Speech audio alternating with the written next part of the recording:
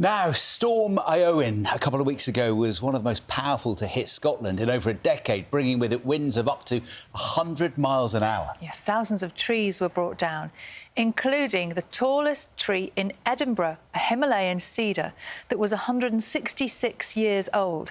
Staff at the Royal Botanic Gardens are still working to repair the damage.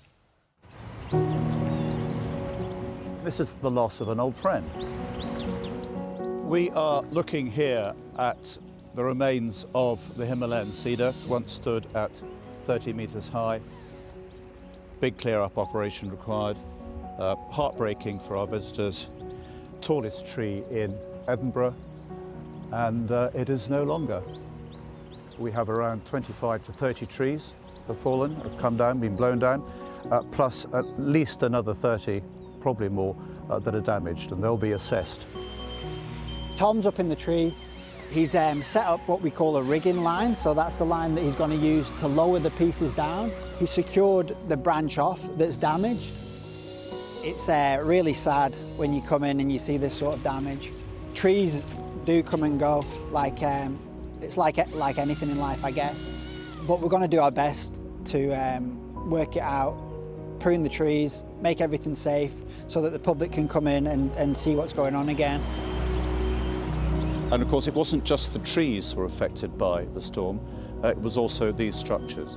Around about 200 panes of glass taken out or slipped. The issue is, of course, that the cold weather can get in, the rain can get in, and the wind can get in.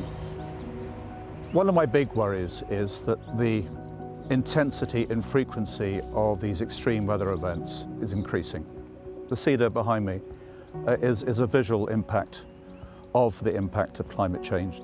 And as visitors come into the garden, they can see that, and it gets them thinking about what's happening to our planet, what's happening to our natural heritage. We'll look at the timber, and if some of the timber can be used to make furniture or whatever, then we'll do so. The rest of the stuff will get chipped and will go back into the garden. With the loss of trees, there also comes planting opportunities. And so we're always seeking to enhance the collections, bring in new species. So where there once was a magnificent tree, there will be another magnificent tree or another magnificent shrub.